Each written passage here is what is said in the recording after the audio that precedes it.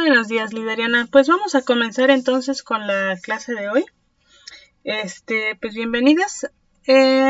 Ok, rápidamente para abrir la clase, en lo que yo abro la presentación, les pregunto a ustedes, ¿qué recuerdan de la clase pasada? ¿Qué es lo que vimos? ¿Las escucho o las leo?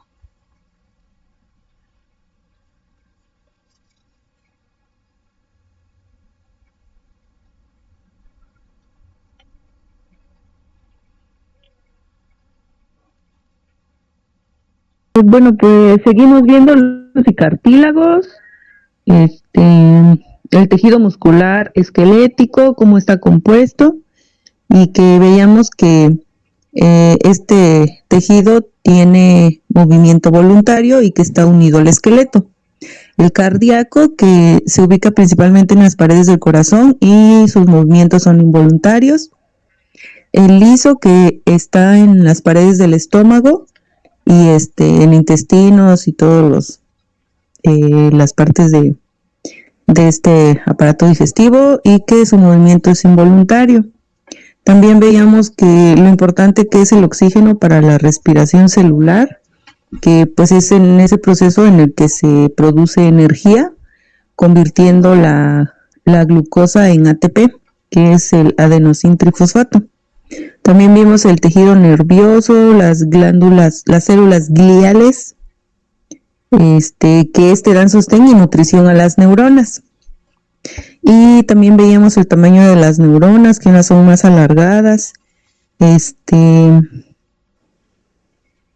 bueno, y que el tejido nervioso se encuentra en la capa ectodermia, en la capa del ectodermo, y eso.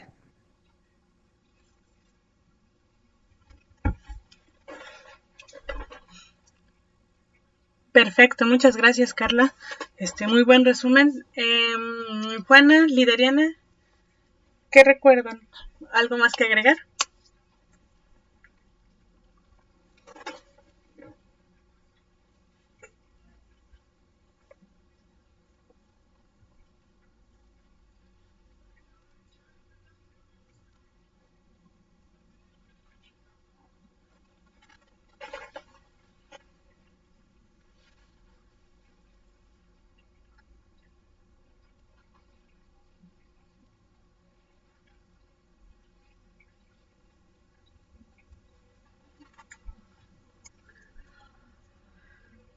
Bueno, ok, pues vamos a continuar. Entonces,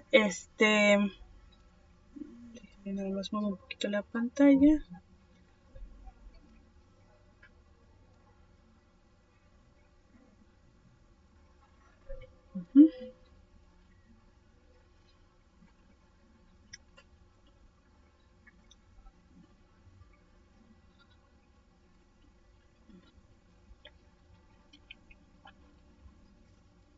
¿Ya pueden ver la pantalla compartida?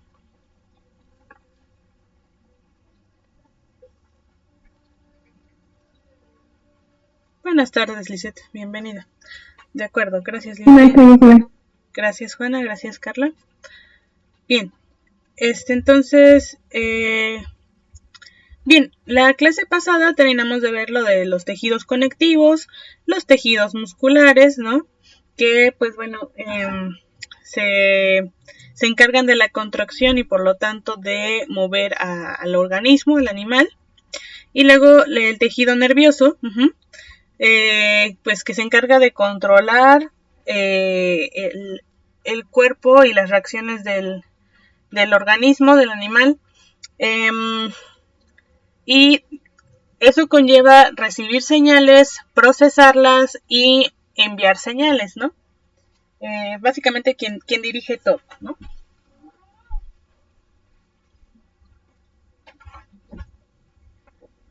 Ok.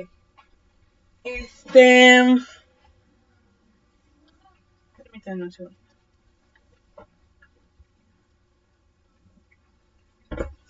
Ya, gracias.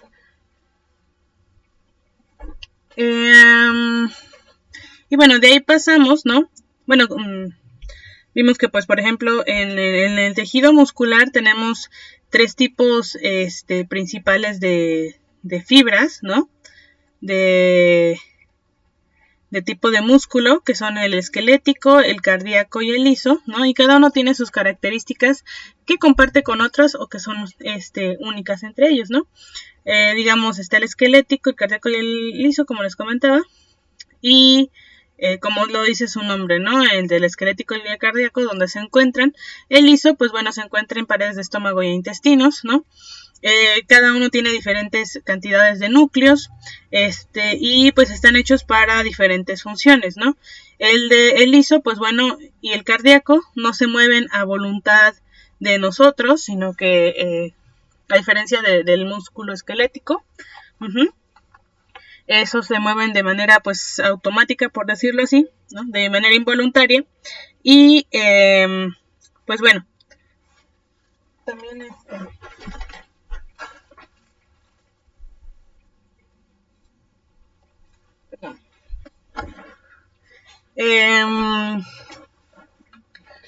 tienen diferentes cantidades o bueno, una diferente resistencia, ¿no? Al cansancio, y también de velocidad de contracción. Básicamente es inversamente proporcional, ¿no? Entre las tres, entre la capacidad de contracción y la resistencia a la fatiga, ¿no? Si bien la del músculo esquelético, su capacidad de contracción es la más rápida, también su resistencia a la fatiga es la más baja. Por el contrario, el liso tiene la capacidad más baja de velocidad de contracción, pero tiene la resistencia a la fatiga más alta. Y el cardíaco pues tiene una intermedia, ¿no? Pero la velocidad de contracción pues también varía dependiendo pues de la situación, ¿no? Ok. En cuanto al tejido nervioso, pues básicamente nos damos cuenta, ¿no? Están las neuronas, que son aquellas que van a hacer las conexiones, básicamente que van a formar los nervios, ¿no? Y el cerebro. Y luego las células gliales, que van a dar el sostén y nutrición a nuestras neuronas, ¿no? Ok, de ahí pasamos a los aparatos y sistemas, ¿no? De los animales más complejos, porque hay algunos que pues no tienen esto por la ausencia también de las 3 capas de desarrollo embrionario. Entre más desarrollo, o bueno, más capas y hayan desarrollado el, ¿cómo se llama a ver, ¿quién recuerda cómo se llama la cavidad dentro de la cavidad? ¿Cómo se le llama a estos animales que tienen una cavidad hueca en el mesodermo?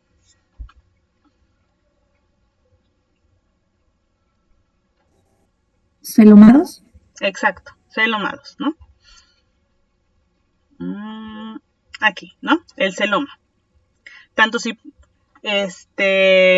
desarrollan o no el celoma, pues bueno, da lugar a diferentes órganos, a diferentes estructuras, y por decirlo de alguna manera, pues están más desarrollados, ¿no? Más complejos, entre comillas, porque bueno, todos tienen su complejidad, ¿no? Pero bueno, tienen, digamos, más órganos, más aparatos y sistemas, ¿no? Entonces, pues entre los principales, aquí nos ponen el ejemplo del ser humano, porque pues bueno, es un mamífero, celomado, triblástico, etcétera. Entonces, pues bueno, es un buen ejemplo, ¿no? Y pues tenemos el sistema integumentario, el óseo, el muscular, el sistema nervioso, el endocrino, el cardiovascular, el inmunolinfático, el respiratorio, el digestivo, el urinario y el reproductivo, ¿no? Muchos de estos sistemas incluso pueden compartir órganos, ¿no? Pero se les clasifica por las funciones que llevan a cabo. Y dentro de estos aparatos y sistemas y los órganos que los componen, pues bueno, hay muchos diferentes tipos de tejido. En un mismo órgano hay diferentes tipos de tejido dependiendo de lo que se necesite, ¿no? Ok. Bien. ¿Vamos bien hasta aquí? ¿Hay alguna duda de la clase pasada? ¿Comentarios? Okay. Gracias, Carla. Nada más déjenme ver quiénes están. Juana, Carla, Dile y Liz. Ok. Bien. Ok. Bueno, vamos a pasar a algo más general de cómo pues se regulan los animales. Y cómo funcionan la mayoría de los animales, ¿no?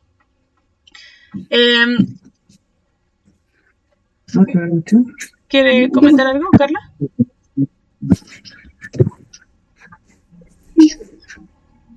Ah, ok. Bien, si recordamos, los seres vivos tienen que reaccionar, ¿no? O tienen que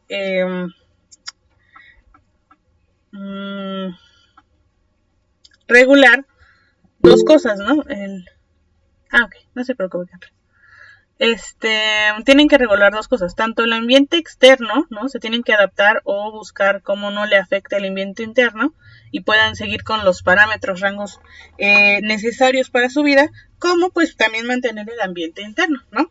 Y recordemos que el ambiente interno balanceado o la característica, la función que tienen todos los organismos vivos, de regular su ambiente interno para poder seguir existiendo, se le llama homeostasis, ¿no? Entonces, los animales deben de regular, o todos los organismos, pero en este caso los animales, ¿no? La composición de los fluidos que bañan a las células, mantener el pH, la temperatura interna, dentro de, como se dice aquí, límites estrechos, entre comillas, ¿no? Deben mantener la concentración idónea de nutrientes, oxígeno, otros gases, iones, compuestos necesarios para el metabolismo, etc., ¿no? Entonces todas las células, los sistemas, los aparatos van a trabajar juntos para mantener estas condiciones apropiadas en el cuerpo, ¿no? Para mantenernos vivos, básicamente. Entonces, bueno, a este equilibrio se le va a llamar homeostasis, ¿no? O a esta búsqueda de equilibrio se le va a llamar homeostasis, ¿no? Este es un equilibrio dinámico, donde se van a mantener condiciones dentro de los límites. Es decir,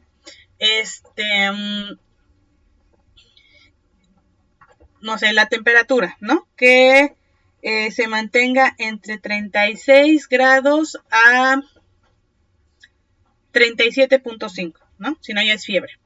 Que se mantenga entre esta temperatura, la de un ser humano, ¿no? De 1.5 grados de diferencia, pero, y que pues se mantenga bien, ¿no? Está todo bien. Y tiene que ser un rango porque, por ejemplo, si nada más fuéramos nuestra temperatura ideal o nuestra temperatura para vivir fuera de 36.7 grados, y si fuera un grado más o un grado menos o un punto grado más o un punto grado menos nos morimos o entramos en estado de estrés, ¿no? Pues ya no podríamos existir o no existiríamos como existimos actualmente, ¿no? Porque las condiciones ambientales también pues nos afectan a final de cuentas, ¿no? Influyen en nosotros, no las podemos controlar muchas veces, ¿no? A pesar de que pues sí, como seres humanos también hemos creado las condiciones para existir, pues no las podemos controlar por completo, ¿no? Y como no puede ser así, pues ya, como les comento, no podríamos existir en varios lugares como lo hacemos actualmente, ¿no?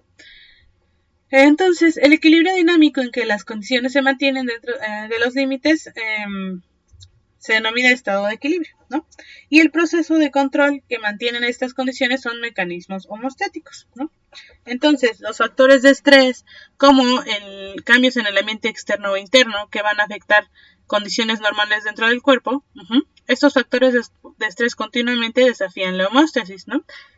Ya se había hablado antes cuando estuvimos hablando de teorías de sistemas, ¿no? El ambiente en el que se encuentra el sistema siempre va a estar en constante cambio. Nuestro planeta siempre va a estar cambiando. Pueden ser cambios regulares, quiero decir, no sé, con decir de las horas del día, ¿no? A las 7 de la mañana hay cierta cantidad de luz y cierta temperatura, a las 8 otra, 9, 10, 11, 12, y luego 1, 2, 3, 4, 5 hasta la medianoche, ¿no? Y otra vez hasta las 7 de la mañana. Siempre va a haber cambios porque así funciona nuestro planeta y nuestro universo. Entonces, nosotros como seres vivos, ¿cómo se llama? Como un sistema más, pues tuvimos que adaptarnos, ¿no? Porque si no, no sería posible nuestra existencia, perdón. Entonces, bueno, los factores de estrés o los factores cambiantes continuamente van a estar poniendo, digamos, a prueba la homeostasis, ¿no? Que es la condición interna que se mueve fuera de su intervalo homeostático, ¿no? Bien, aquí vemos pues todos los animales, varios ejemplos de animales, todos tienen homeostasis, ¿no?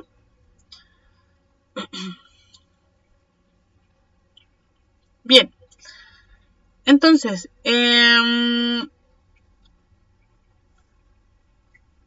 si bien las plantas, bueno, no sé si lo vieron algo ahora en fisiología vegetal, ¿no?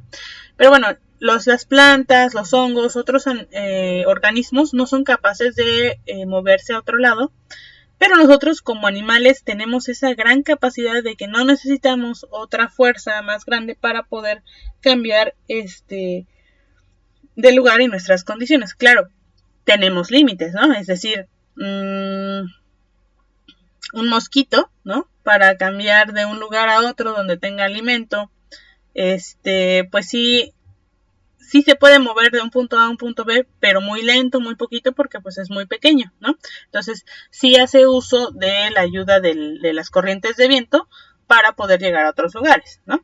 Más lejos y encontrar su alimento. Pero pues a final de cuentas sí podemos hacer ciertos cambios como animales, como organismos que se mueven, ¿no?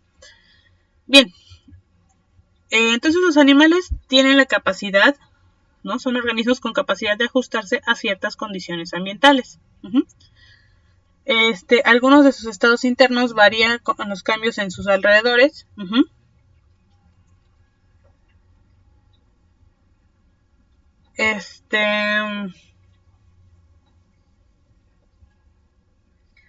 Entonces algunos de sus estados varían con los cambios de los alrededores, perdón. Por ejemplo, los invertebrados marinos, ¿no? Como estos,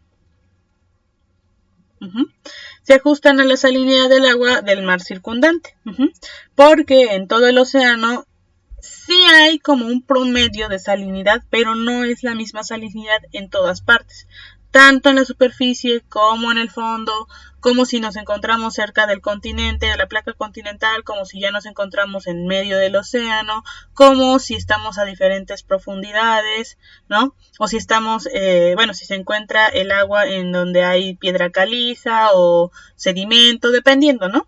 Entonces necesitan ajustar esta salinidad para poder existir, ¿no? Y por otro lado, también los mamíferos somos excelentes reguladores, ¿no? Tenemos mecanismos homeostáticos complejos que van a mantener condiciones externas relativamente constantes a pesar de los cambios en el ambiente externo, ¿no? Porque bueno, a final de cuentas, aunque sí hay cambios, ¿no? En el agua, en el océano, los cambios en el agua suelen ser mucho más paulatinos, más suaves, por las mismas características físicas del agua, físicas y químicas, que los cambios que ocurren fuera del agua, ¿no? Y los mamíferos, la mayoría pues ya estamos adaptados a vivir fuera del agua, excepto pues los cetáceos, ¿no?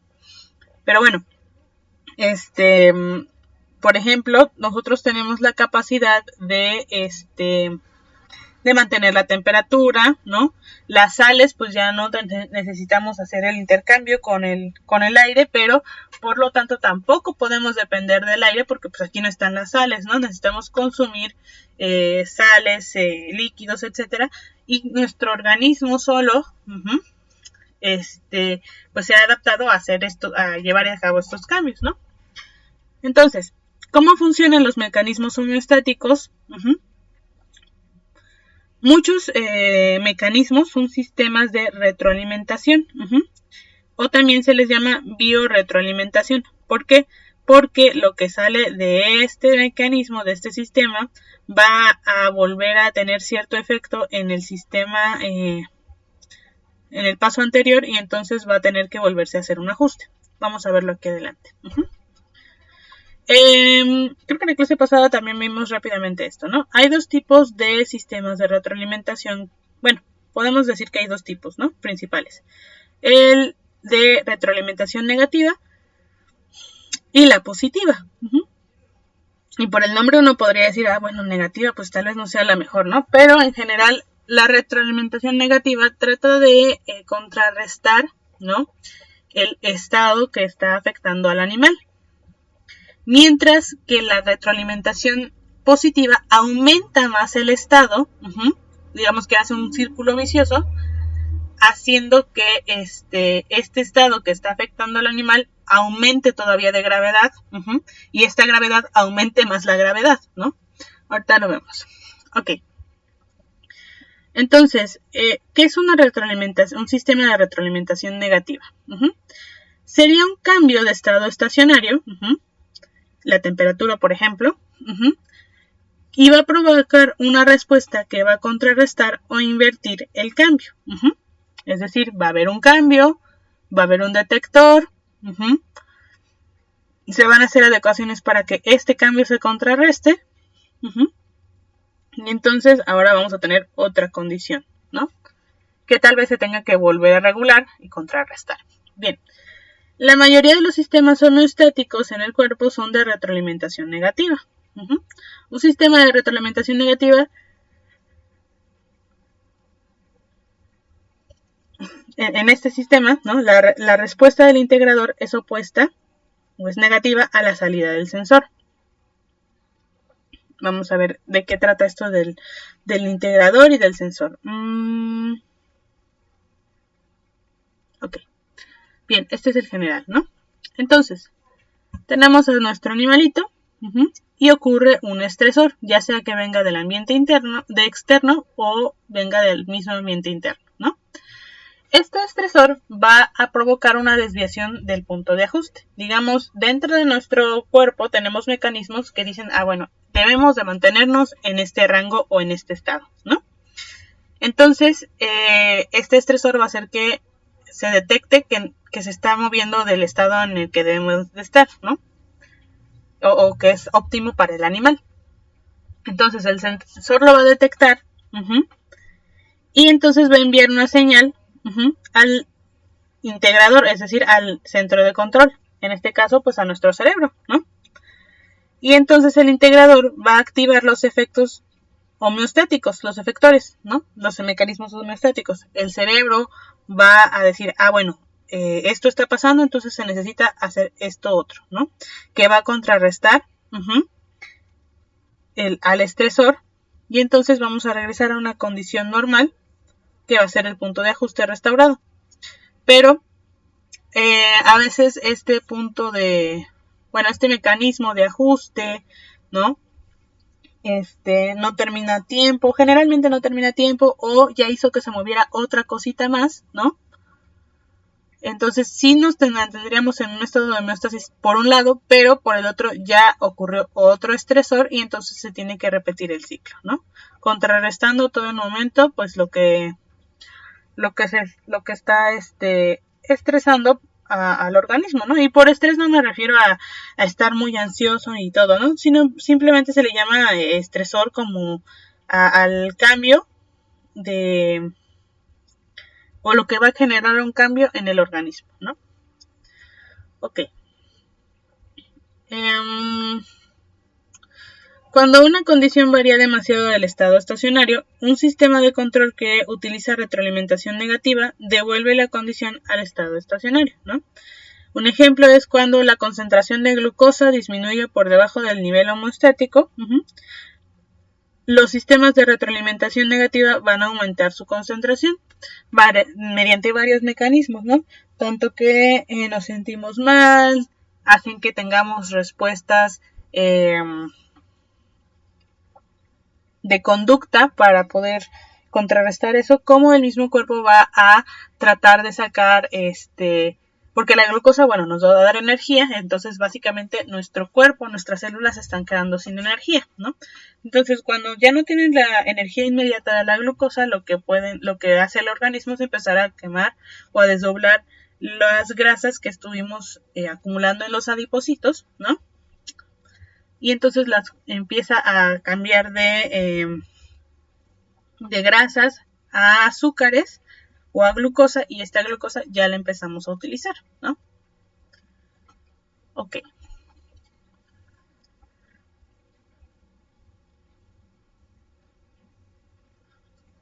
Bien, ahora vamos a hablar de un ejemplo bastante específico de retroalimentación negativa, que es la regulación del calor. Esta es, pues, digamos, la más... es muy buena para explicarse porque, bueno, es algo pues bastante lógico, ¿no? Aquí el sistema que regula la temperatura en el cuerpo humano es algo semejante a la forma en la que una persona regula la temperatura de su hogar, de su casa, ¿no? Por ejemplo, ¿quién de ustedes ha estado en presencia de un aire acondicionado? ¿O ha visto un aire acondicionado? A ver, bien, Carla. ¿Alguien más?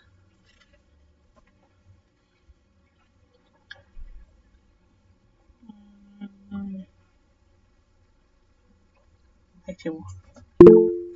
Dice también, ok.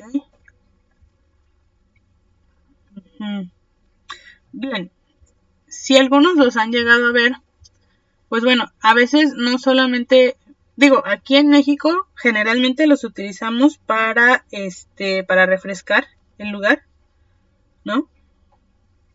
Ay, no quiero la pura imagen. Bueno.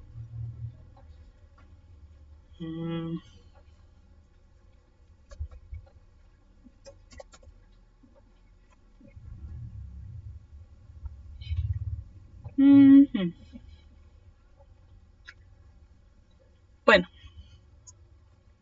básicamente ya los que pues tienen control y todo, tienen como la temperatura que uno quisiera. Y muchos no sirven solamente, o bueno, no solo se utilizan muchas veces, no, y esto ocurre más en lugares donde el clima es más extremo, es decir, o es muy caliente o es muy frío, dependiendo de la temporada. Pero bueno, no solamente generan que haya aire frío, también generan que haya aire caliente, ¿no? Entonces, nosotros le ponemos cierta temperatura, ¿no? Se le puede fijar una temperatura en el termostato. Y cuando el termómetro ya no detecte el cambio en el ajuste, cuando el termómetro del mismo aire acondicionado vea que pues ya está en la temperatura que uno pidió, pues bueno, se apaga la función del termostato. O bueno, sí, se apaga lo que está generando el calor o el aire fresco, frío, y pues se queda así hasta que otra vez hay un desajuste en ese termostato, ya sea que sube o que baja, y entonces vuelve a funcionar. Lo mismo puede pasar con los calentadores un poquito más actuales, ¿no?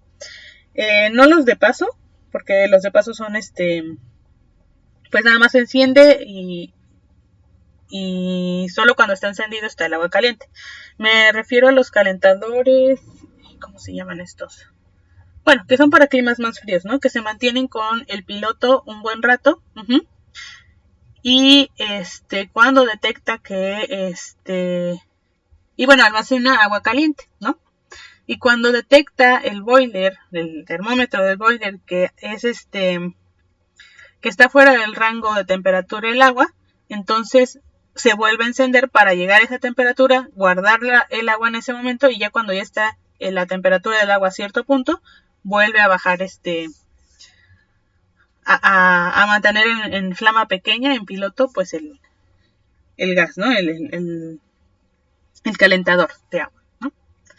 Bien, entonces, bueno, ¿cómo ocurre aquí la regulación de la temperatura ambiente, ¿no? Tenemos, por ejemplo, un cambio, ¿no? Que la puerta se abre dejando que entre el aire frío o se escape el calor, ¿no?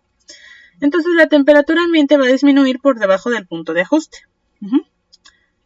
Se hizo más frío, ¿no? Entonces el termómetro sensor va a detectar el cambio de nuestro aire acondicionado. Y el termómetro va a enviar una señal al termostato, que va a ser el integrador, ¿no? El centro de control, que en el caso de los animales sería pues su cerebro, su sistema nervioso, pero en este caso va a ser el termostato, ¿no? Y entonces un calefactor, el efector, va a incrementar la salida de calor. En el caso del aire acondicionado de nuestro ambientador, ¿no? Regulador de temperatura, pues bueno, va a generar más calor, o va a generar más frío, ¿no? En este caso, pues calor. Si hablamos del animal, pues empezamos a tiritar, se nos enchina la piel, etcétera, ¿no? O buscamos resguardarnos del frío, ponernos algo encima, ¿no? Para quitarnos esa desregulación en nuestro organismo, ¿no? Y bueno, cuando la temperatura de ambiente se incrementa el punto de ajuste, una vez que ya el termostato se dé cuenta, o bueno, el sensor se dé cuenta de que detecte que ya está en la temperatura ideal, pues hace que el termostato envíe la señal de apagarse al efector, que sería el que esté haciendo el calor o esté haciendo el frío. Bien, en este caso el que está haciendo el calor. Ahora, en caso de un ser vivo, bueno, tenemos el estresor, ¿no? Y la temperatura del cuerpo va a disminuir por debajo del punto de ajuste. Entonces nuestras células nerviosas especiales, nuestros sensores, van a detectar este cambio. Y entonces van a enviar estos sensores señales al centro regulador de temperatura en el hipotálamo, en el integrador. Y entonces, cuando estas células nerviosas enviaron el mensaje al hipotálamo, pues va entonces a activar mecanismos que van a subir la temperatura del cuerpo. Y entonces la temperatura del cuerpo va a aumentar hasta el punto que sea necesario. Y si se mantiene, pues bueno, no se va a efectuar nuevamente este ciclo hasta que sea necesario. Pero puede que suba demasiado, ¿no? Si nos ha pasado, creo que a todos, que está haciendo frío, nos tapamos y luego nos tapamos más porque no se nos quita el frío y de repente pasa un rato más y nos empieza a dar calor, ¿no? Entonces se tiene que regresa a ver otro estresor y se vuelve a tener que hacer el mecanismo. En este caso, si nos da calor, pues tendría que ser para que se enfriara el cuerpo, ¿no? Bien, permítanme, voy a conectar mi computadora un segundito.